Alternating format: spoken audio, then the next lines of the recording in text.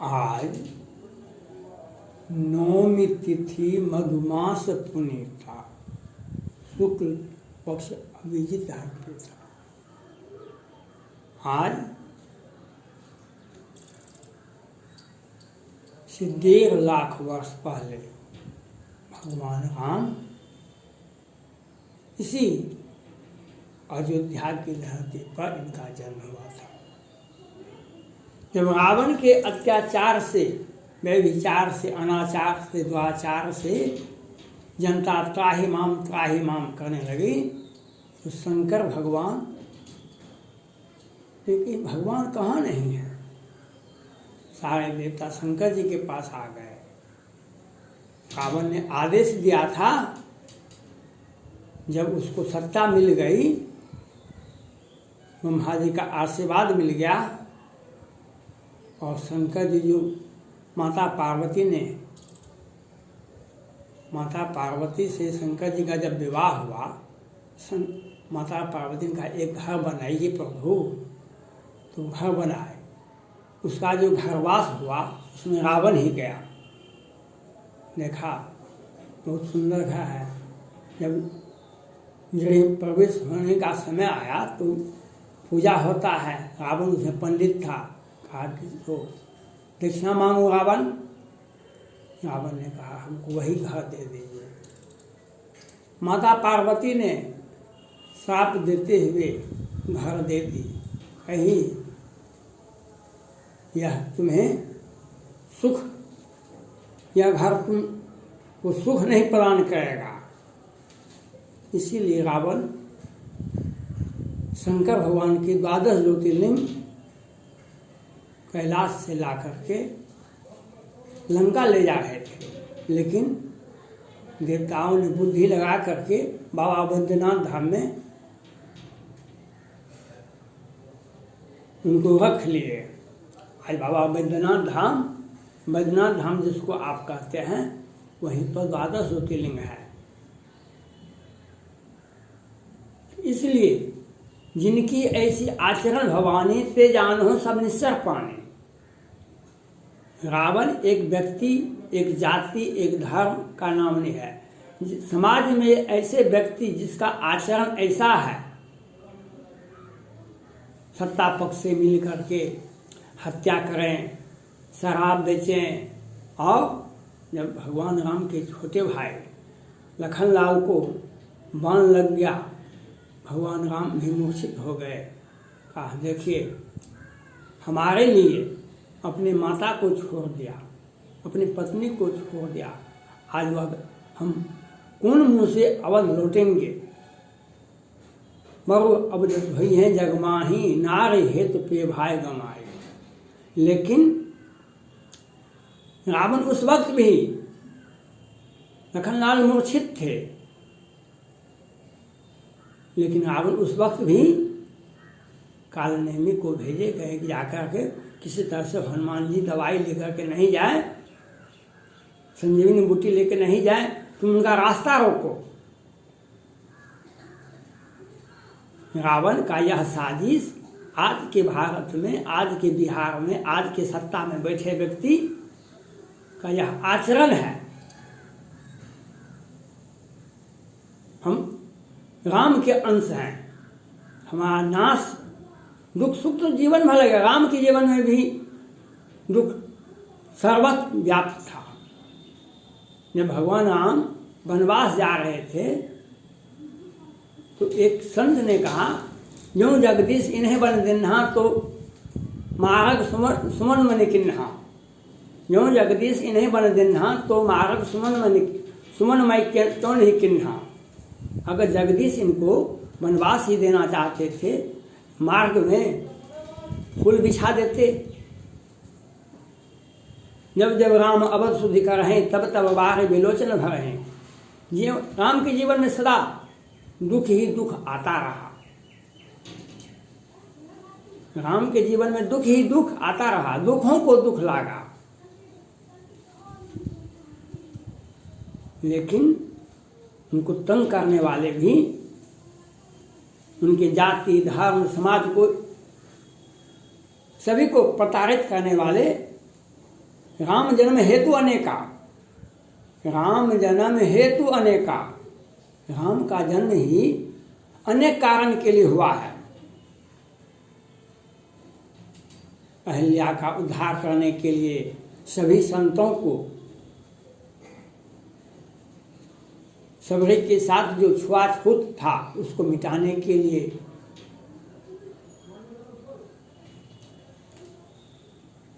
सकल मुनि के आश्रम जाय जाय सुख दिन, और सारे जो रावण के द्वारा त्रासित थे, पीड़ित थे, उनके रावण के द्वारा अत्याचार से ग्रसित थे, उन सारे संत मुनि की आश्रम में जा जाके भगवान राम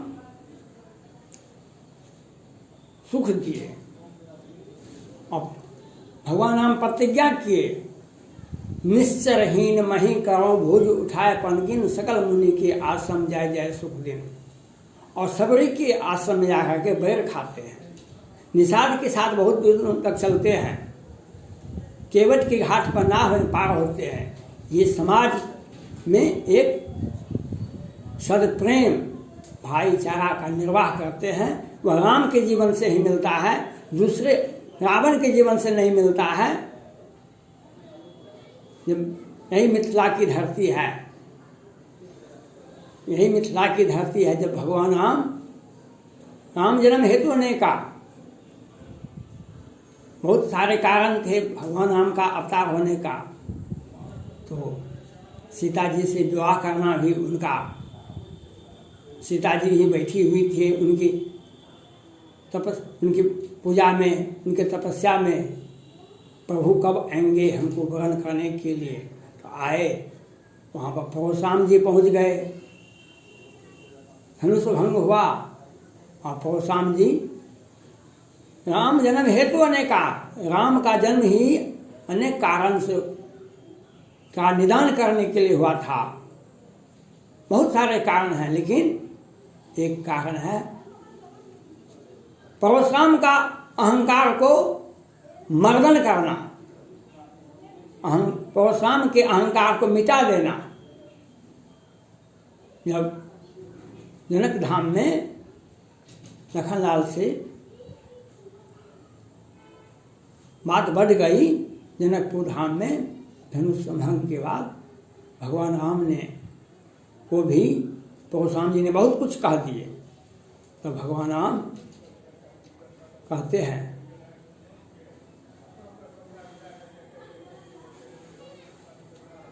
गुनह लखन का हम पर रोसु बक चंदमहि ग्रसै नहीं राहो, गुनह लखन का हम पर रोसु बक चंदमहि ग्रसै नहीं राहो। भगवान राम पर भी परशुराम जी बहुत ज़्यादा आग बबूला हो गए, कहा कि तुम अपने भाई से कोई कम नहीं है। भगवान राम तो मर्यादा पुरुषोत्तम थे, तो धीरे से बोले, जो हम निद्र रहे विप्रपति सत्य सुनो भृगुनाथ को, अस जही सुबट जही भय बसना भय मान।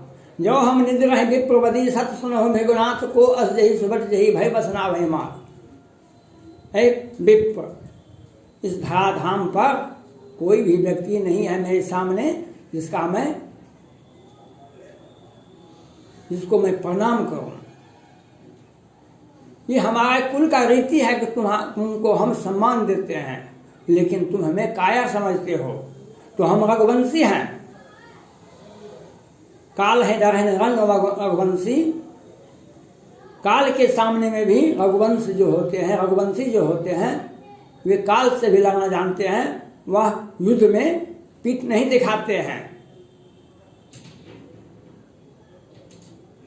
और परशुराम का अहंकार को चूर चूर करते हुए परशुराम जी कहते हैं, हे रघुकुल के शिरोमणि, हमको माफ कर दीजिए। हम महन भगवान राम धनुष्पान दिए, आज ही आपका इस लीला समाप्त हो जाएगी। सृष्टि से एक वंश, एक खानदान नाश हो जाएगा। तब परशुराम जी, क्षमो क्षमा मंदिर दो भ्राता, कहे हे दोनों क्षमा के मंदिर, दोनों भ्राते राम लखन, हमको क्षमा कर दीजिए। हम महेंद्र पर्वत पर चले जाते हैं। आज से हम कभी भी इस लोक में नहीं आएंगे। क्षमो क्षमा मंदिर तो भाता, हमको माफ कर दीजिए, हम महेंद्र पर्वत पर चले जाते, हमारी जान की बख्श दीजिए, हमारी जान की रक्षा कर दीजिए। हम पश्चाताप करते हैं, आत्मसमर्पण करते हैं। पौषण का अहंकार को नाश करने के लिए भगवान राम का जन्म हुआ था। ये तो हुआ धनुष भंग में। हमने पहले कहा राम का जीवन में सब दिन शुरू से लेकर अंतिम दिन तक भी दुख का ही दुख लगा रहा। रावण भी धनुष भंग करने में आए थे, लेकिन वे तो नहीं चले गए, फिर लौट के चले गए। तब सीता जी का भगवान राम से विवाह हुआ तो वे पिता के आदेश को सत्य मान कर भगवान राम वनवास को गए। वहाँ पर रावण ने चालाकी की और सीता जी का हरण कर लिए, बहुत चालाकी से। भगवान राम जाते हैं तो लखन लाल को कहते हैं, देखो यहाँ पर निश्चय बहुत ज़्यादा हैं, इसलिए तुम अपना बुद्धि बल से सीता जी का रक्षा करो। तो कहे रावण स्वर्णमेल को भेजा था, मारीच को भेजा था, वह भगवान राम को माया में लपटा करके बहुत दूर तो लेके चले गए। और जब भगवान राम का बाण उसको लगा तो पहले लखन लाल का नाम लिए, मारीच ने पहले लखन का नाम लिए। हाँ लखन, हाँ लखन, सीता जी के कानों में बात आई। कहा, सीता जी ने कहा, जाहु बेग संकट अति भाता, जाहु बेग संकट अति भाता। लखन लाल कहते हैं, बीह से सुनो माता, भिटकुट बिलास सृष्टि लय होई, सपने हूँ संकट पड़े की सोई। सीता जी ने कहा, तुम्हारे भाता पर आफत आ गया है, तुम जाके जल्दी से जाओ वहाँ।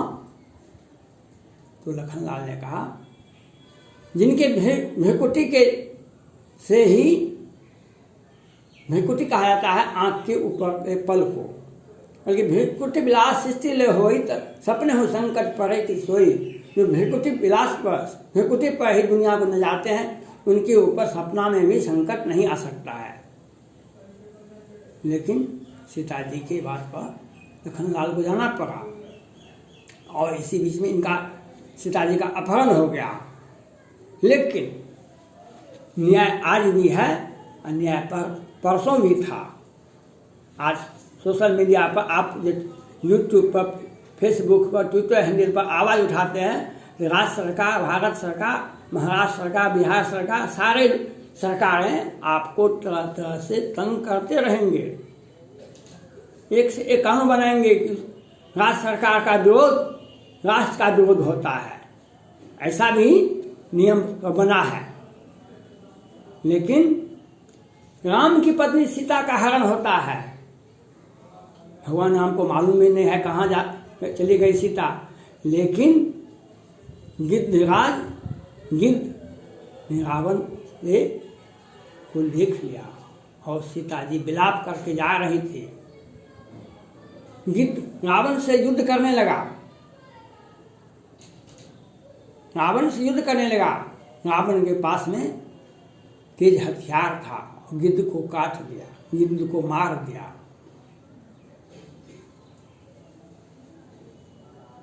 लेकिन अन्याय समाज में, देश में, राज्य में कहीं भी अन्याय अत्याचार होता है तो आपको आवाज़ उठाना चाहिए, आवाज़ उठाइए, नहीं तो समाज और इतिहास आपको माफ नहीं करेगा। इसलिए आप, भगवान राम ने गिद्ध के माध्यम से रावण को कह दिया, संदेश दे दिए, कहे हे गिद्धराज, आप मेरे पिता को यह नहीं कहेगा, आपकी बहू की रक्षा राम ने नहीं किया, लेकिन रावण को यह कह दीजिएगा, जो मैं राम हूँ कहीं दशानन आए। उनके रावण के कुल खानदान का मैं नाश कर दूंगा। आप यह बात बोल दीजिएगा। धन्यवाद।